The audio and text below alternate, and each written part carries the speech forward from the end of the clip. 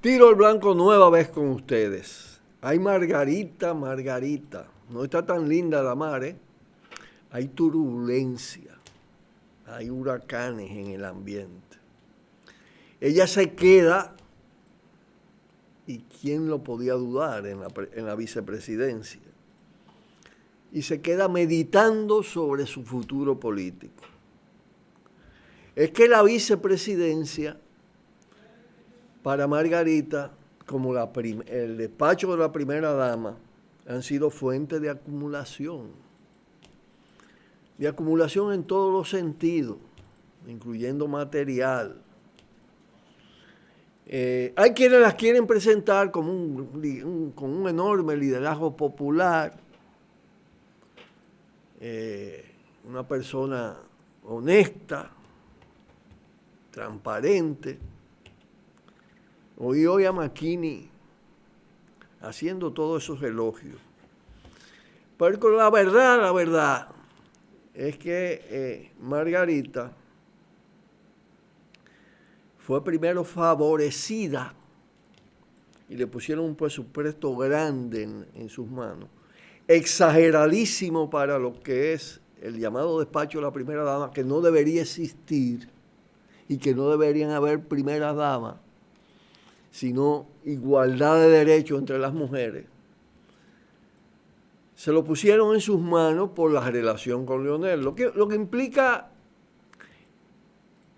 no tanto por el tema de la primera dama, porque venía de una tradición todo esto, aunque es un hecho es un título para privilegiar, sino por lo que convirtieron el despacho de primera dama, un ministerio con presupuesto alto. Eso es nepotismo primero. Y ahí, luego de eso, las pugnas que estaban bastante soterradas, pero que comenzaron a aflorar, Danilo Leonel la favorecieron para que Danilo la favoreciera o para que hicieran pacto de reparto. Pacto de reparto. Ya ella habiendo lanzado sus aspiraciones, sus ambiciones presidenciales desde el despacho de la primera dama. Y hay que decir que tanto en la vicepresidencia como en el despacho de la primera dama se reparten más que sobrecitos. Y que ella recibió mucho más que sobrecitos de dos políticos corruptos, pero a la vez corruptores, que siguieron los pasos de Balaguer en su condición de políticos corruptores y competían con los diferentes actores de la política y entre ellos Margarita. Por eso ella se ve en una situación con determinadas dificultades. Claro, no se le puede quitar que ella tiene sus agallas, pero tampoco se puede ignorar qué pasaba con ella en el despacho de la primera dama y qué ha pasado con todos estos programas, los llamados programas Solidaridad, de asistencialismo. El asistencialismo es uno de los mecanismos fundamentales del clientelismo. Y ahí se reparte mucho más que sobrecitos. Y cuando Leonel habló de los sobrecitos, estaba reconociendo, naturalmente lo hizo en plan de ataque a Danilo, estaba reconociendo que ellos no tienen liderazgo popular. Ellos tienen un liderazgo clientelar. Y a eso no escapa la propia Margarita, aunque esté ese caso más discreto, porque ella no ejecuta la gran parte, la mega corrupción. Ella es una beneficiaria, ha sido una beneficiaria de la mega corrupción, del boroneo, del derrame. Las cosas hay que decirlas por su nombre, por eso nosotros decimos, aquí procuramos ir a la raíz de los problemas. Bueno, el boroneo ha conducido a todo esto. Margarita está también en una encrucijada, porque es un producto de los dos caudillos comenzando por el primero, naturalmente, su esposo, de los dos caudillos de dos facciones mafiosas. Ha sido beneficiada por los vínculos con esas facciones mafiosas y por la competencia entre esas facciones mafiosas. Desde una lógica, claro, con cierta inteligencia, de crear su propio proyecto, que esencialmente no sería diferente a esto que han planteado, a esto que están en boga y en decadencia. Claro, al mismo tiempo ya tenían ellos la crearon, la alimentaron, pero al mismo tiempo la rechazaban. Ahí hay mucho del tema patriarcado, del tema machismo, de todo esto, pero hay más que eso. Hay el tema de la ambición personal, de la megalomanía de los dos. Yo que entre el mar, no importa que yo haya declarado en el caso de Leonel que el PLD era una fábrica de presidente. No, la tenía en su casa una, de esas que fabrican de esa manera, porque además todo lo que aspiraban están en ese plano, en el plano de montarse sobre el clientelismo, rescatado a uno u otro de los capos de la corrupción. Y a eso no escapó Margarita, pero quedó aprisionada en el medio. Por eso aquello que ella pensó que iba a despejar el tema, le complicó un poco el tema de ganar y perder. Esto es perder. Y bueno, de eso vamos a hablar, esa fractura va en esa dirección. Pero ¿qué resulta?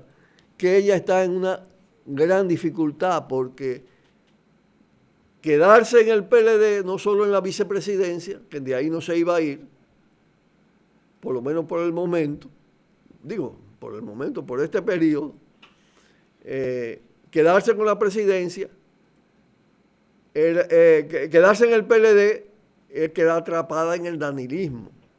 Además, un grupo en decadencia y con muchísimo. Y lo otro es quedarse entrampada en la lógica de esa relación subordinada a Leonel. Por eso ya va a meditar, pero es difícil llegar a la conclusión en esa reflexión. Ya veremos. Pausamos y volvemos. Cuidado. Tiro al blanco. El pueblo unido jamás será vencido.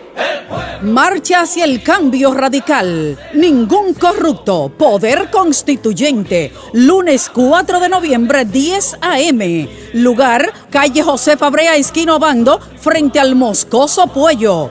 Convocan Mando e Izquierda Revolucionaria. Este pueblo no aguanta más. No faltes. El pueblo unido jamás será vencido. Yo le decía que Danilo y Leonel, que son personas inteligentes, eso no es el problema, con astucia, se pusieron brutos. La ambición lo puso bruto en la competencia, porque optaron por la ruptura.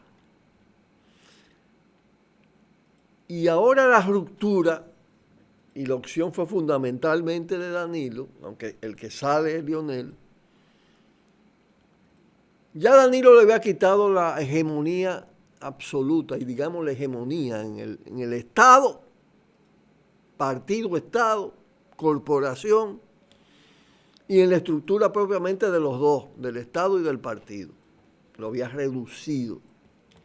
Ahora es Danilo el que comienza, el que está ya en tren de perder la hegemonía absoluta.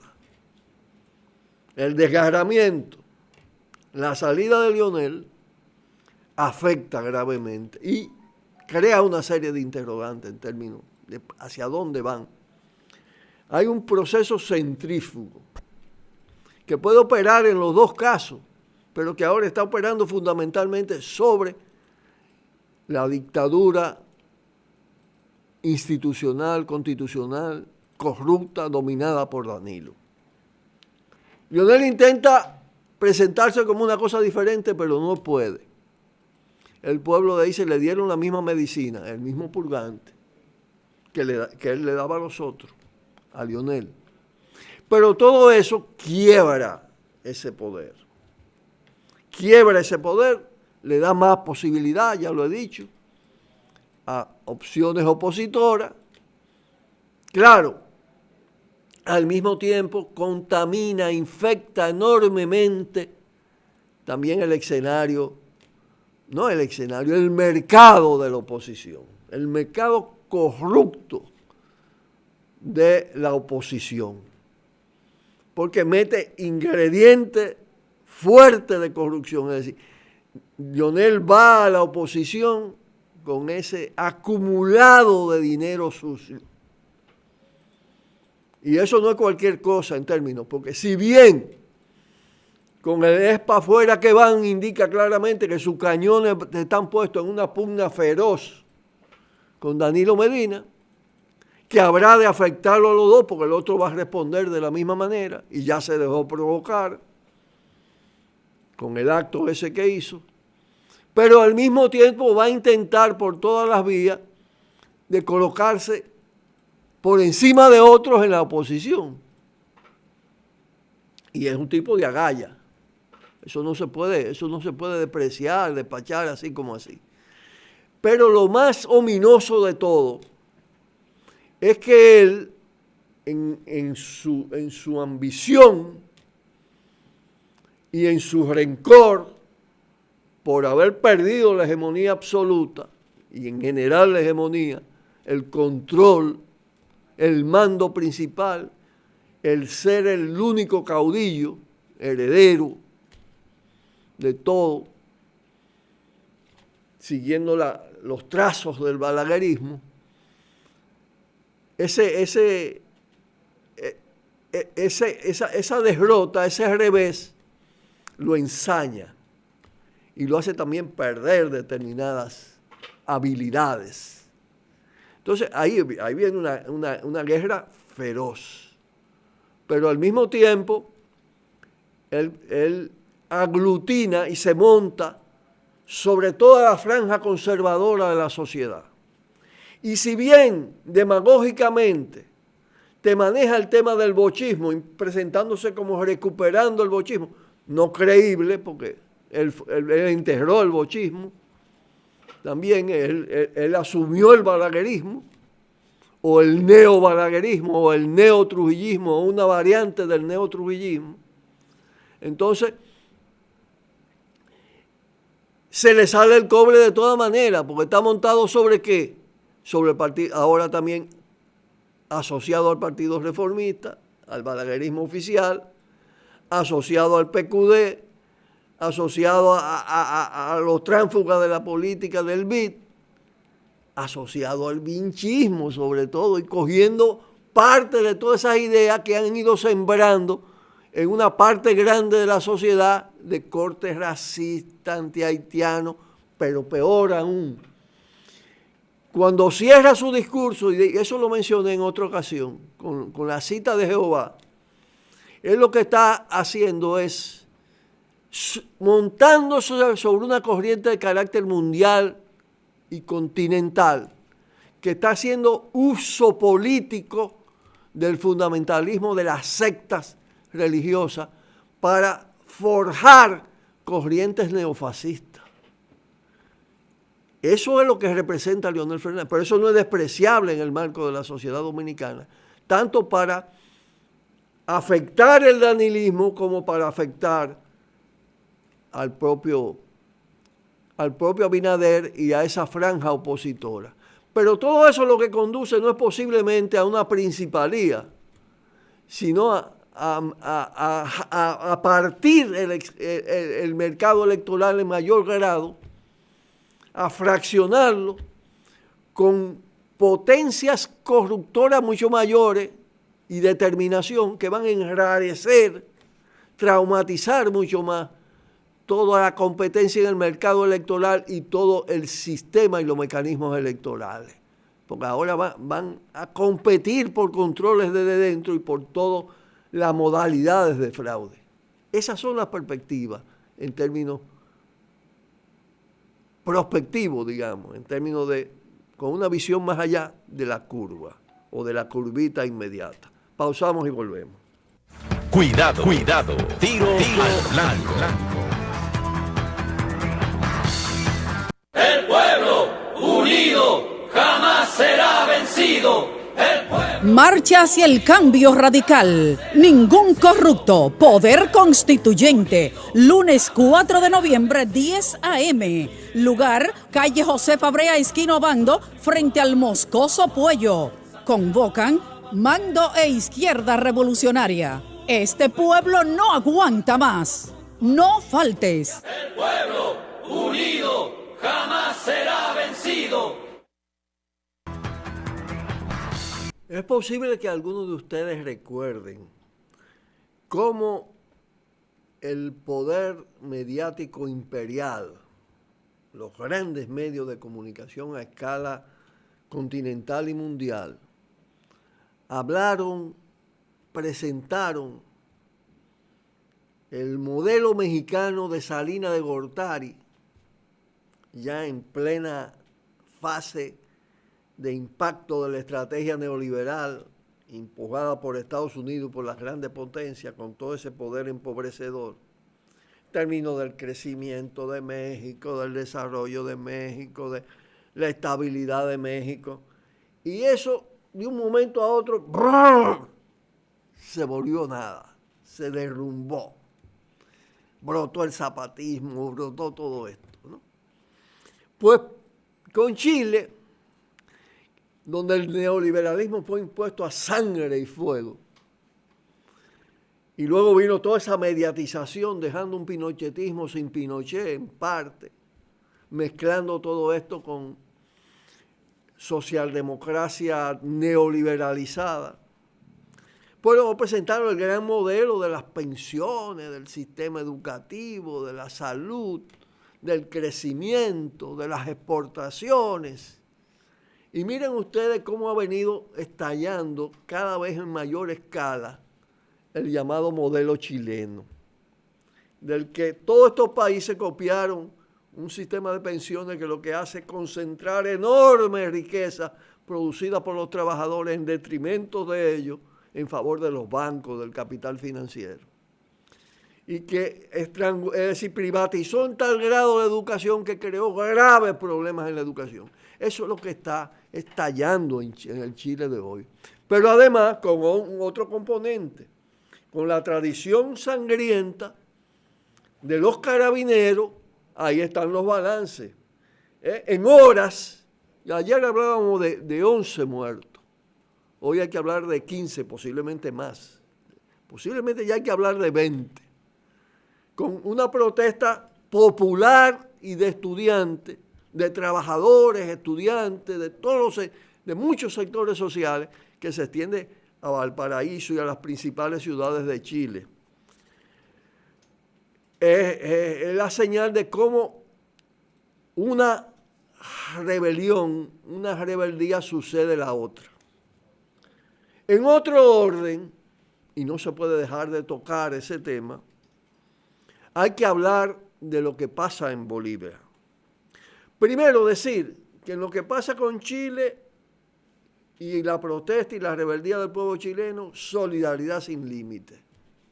Solidaridad con ellos. Y hay que tratar de que se exprese aquí en República Dominicana esa solidaridad. En relación con lo de las elecciones en Bolivia, hay que ver dos facetas del problema. Evidentemente hay un plan voraz de la derecha y de Estados Unidos, que hace tiempo quieren desestabilizar ese proceso. Uno de los que más grado de estabilidad presentaba en el marco del proceso de reforma, con vocación transformadora incluso, el nuevo sujeto indígena en el ejercicio de gobierno, de factores de poder, todo esto, que además tiene logros importantes, tangible en términos de lo que ha pasado en la propia economía chilena, boliviana y todo esto. Pero de toda manera, las elecciones en Bolivia demuestran la insuficiencia del llamado progresismo. Y en este caso yo creo que el hecho de que en lugar de potenciarse lo transformador de ese modelo inicial, se escogiera un camino de diseño de un determinado modelo capitalista con determinados grados de autonomía, de soberanía, pero en fin de cuentas en el marco del sistema mundial del capitalismo y dejando a un lado todo aquello de que se habló inicialmente del socialismo de las comunas, apoyándose en la tradición indígena. Y han sido sacrificados incluso sectores indígenas dentro de ese proceso. Y ha entrado todo el tema capitalismo, corrupción, y hay desgaste. Entonces, solidaridad frente a la derecha perversa, porque ese Carlos Mesa es una cosa terrible. Más a la derecha posiblemente que todo esto Macri y todo esto. Pero también una reflexión que tiene que ser crítica, autocrítica, frente a los límites de esos procesos y la necesidad de que los cambios se profundicen. No me cabe la menor duda que aún revirtiendo ese proceso, lo que va a pasar ahí en términos de resistencia al poder de la derecha neofascista, que es lo que se podía instalar en Bolivia, va a ser muy fuerte. De todas maneras, mientras es válido defender lo conquistado. Nos tenemos que despedir por hoy y estaremos mañana jueves aquí en Tiro al Blanco con ustedes. Buenas tardes. Por el multimedio, Tiro al Blanco. Bajo la coordinación y participación de Narciso Isa Conde.